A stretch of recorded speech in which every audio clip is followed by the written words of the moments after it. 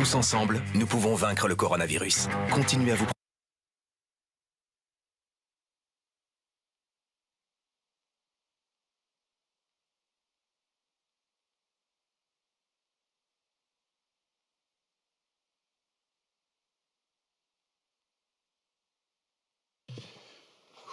Mesdames et messieurs, les semaines qui viennent sont des semaines qui s'annoncent cruciales.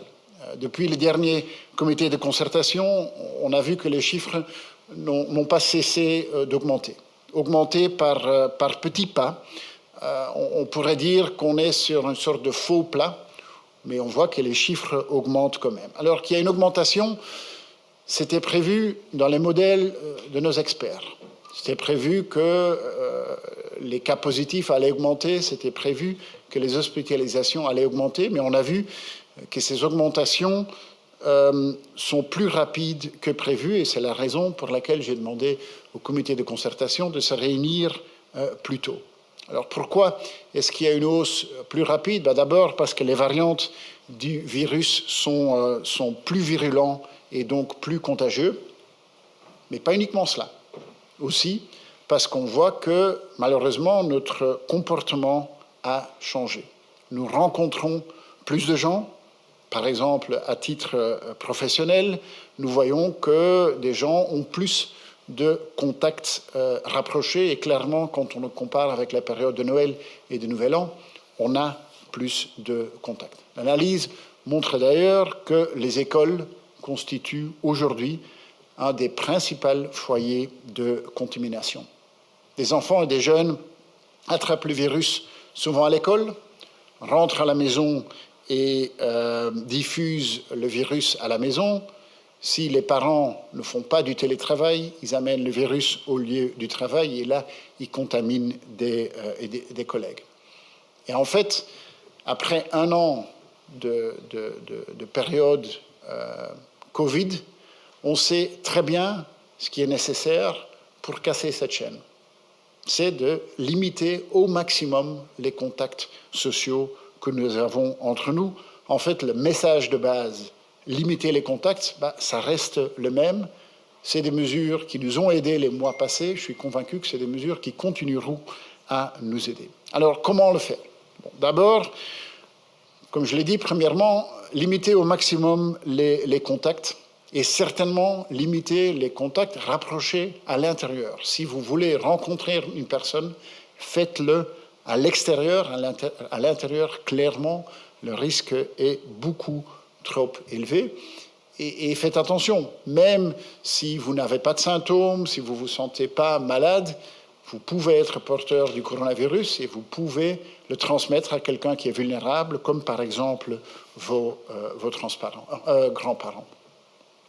Deuxième élément, deuxième mesure, il est clair qu'on doit mettre en suspens le plan plein air qu'on avait mis en perspective pour début avril, excepté pour les activités de jeunes, dehors avec maximum 10 personnes. Les autres assouplissements qu'on avait prévus pour avril, on ne peut pas les faire maintenant. Nous appuyons la pause, mais c'est clair qu'on garde l'œil sur la date du 19 avril, qui est après les vacances de Pâques. Je pense que nous aimerions tous qu'après les vacances de Pâques, les écoles pourraient ouvrir à leur régime normal.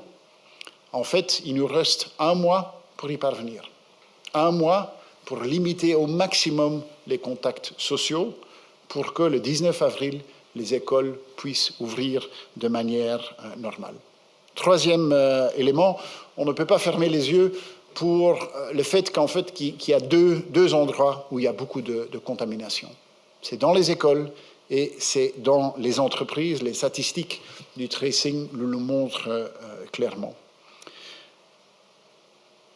Nous ne pouvons pas occulter de cette réalité de ce qui se passe dans les écoles et ce qui se passe dans les endroits du travail. Et c'est pour ça que nous avons demandé au ministre de l'Enseignement de se pencher sur la situation ce week-end et de venir avec des propositions constructives pour limiter au maximum au sein des écoles les possibilités de contamination qui ont lieu aujourd'hui.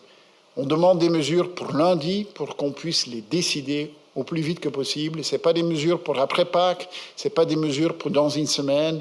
Il faut le faire au plus vite que possible. On a demandé au ministre de l'Enseignement donc de ce week-end se pencher là-dessus et de venir avec des mesures pour essayer de sécuriser au maximum nos écoles. Nos écoles sont aujourd'hui un endroit où beaucoup d'enfants attrapent le coronavirus et on sait qu'ils le transmettent potentiellement à leurs parents. En ce qui concerne les entreprises, c'est clair, le télétravail n'est pas un luxe, c'est une obligation. Si on veut casser cette tendance à la hausse, respecter le télétravail est une mesure très importante. D'ailleurs, j'ai rencontré les employeurs cette semaine pour encore s'accorder sur ce sujet cette semaine.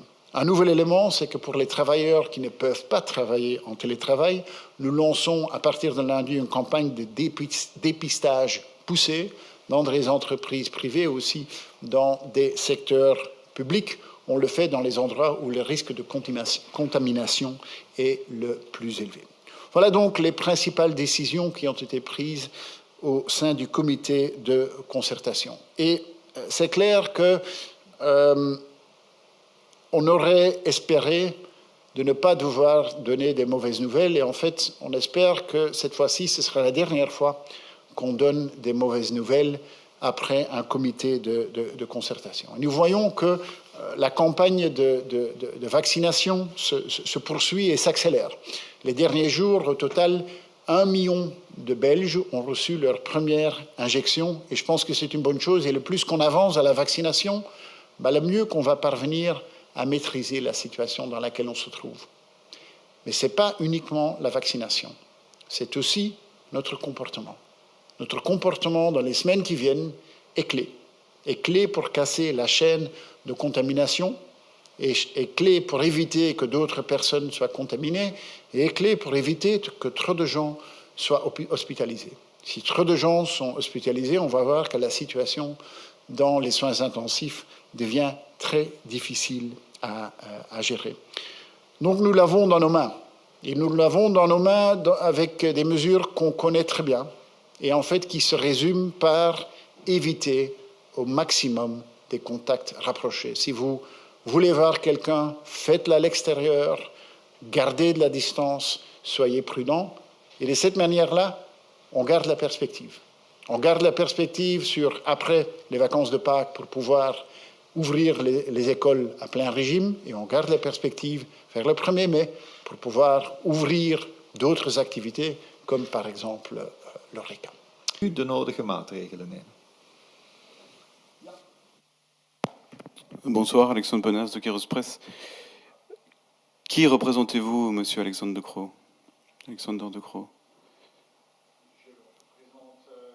Le gouvernement fédéral et les gouvernements qui faisaient partie du comité de concertation. Qui représente le peuple? Non, excusez-moi, je peux continuer. Qui représente le peuple belge? Ma question est, si vous êtes le ministre de tous les Belges, pourquoi n'écoutez-vous pas ceux qui pensent autrement que vous?